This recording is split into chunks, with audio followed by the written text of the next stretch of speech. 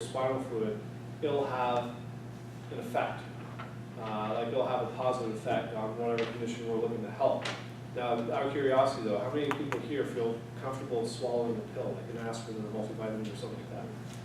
Right? Most, if not all of you. How many of you feel comfortable injecting directly into your cerebral spinal fluid? Maybe not, right? So you see one of the problems with pharmaceutical companies is that they try to find drugs. They can find drugs that are effective, but it's trying to find a drug that's effective and can get through the blood-brain barrier so it can help grandma with Alzheimer's or dementia or whatever the case may be. Just one note, the blood-brain barrier is absent in some areas, such as vomiting center and the hypothalamus, just because the brain does need to maintain direct monitoring of the blood in certain areas. Of course, alcohol can get through, and anesthetics. Traumatic brain injuries, concussion, just temporary alteration in function, but there's anybody seen the trailer for the new movies coming out with Will Smith? Yeah. So it's about the physician from Africa who discovered the NFL that basically we realize now, I mean, so my aunt's uncle is in his 70s and he used to box, and you know, even 20, 30 years ago, they called what? When you got a concussion, you're just getting your what? Your bell rung, right? You get your bell rung, my fingers are not holding up, 3, okay, you're back in.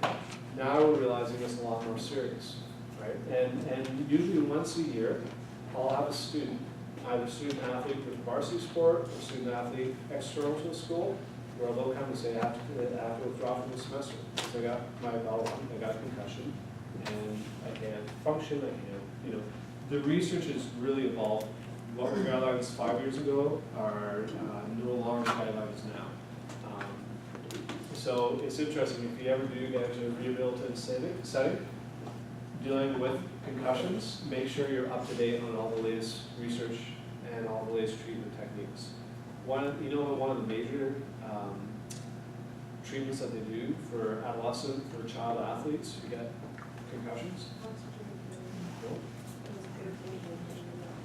Well, probably, but they take these lovely things and they take them away.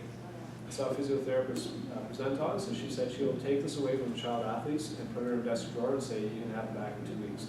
Because one of the worst things you can do is late at night doing this. So it's not even just light exposure. Thank you, by the way. I did wash my hands sometimes last week. It's not just a light exposure, but it's the fact that you're staying up late and not getting proper rest. So. Contusion is more permanent damage to the brain. And then subdural or subarachnoid hemorrhage. And sorry, go back for a second. You know, I think of, especially with the military, like it's not just athletes, we think of military coming back from Afghanistan, or we have some military acting as advisors in Syria right now, fighting against ISIS. You know, and even you may survive the explosion, but it's the concussion, like it's the shock wave from that explosion which causes the damage. Subdural or subarachnoid hemorrhage is basically pressure from blood that may force the brain stem through the foramen magnum, resulting in death. So not a good thing, right? Foramen magnum, that big hole in the bottom of the skull. You don't want your brain trying to get through there. Bad thing. Swelling of the brain associated with traumatic brain head injury, so cerebral edema. Edema is swelling, so if any of you have grandparents or aunts or uncles or older folks who have heart problems, yeah. So go up to that person and just squeeze their wrists or ankles, and if it feels a bit squishy, it means they have edema. Well, in this case, it's cerebral. So edema is swelling. In this case, it's cerebral edema, and again, limited skull, right? So the brain swells, so you're going to have issues.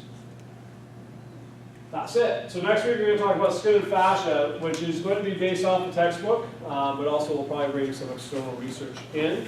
And this week is review for lab, so feel free to come.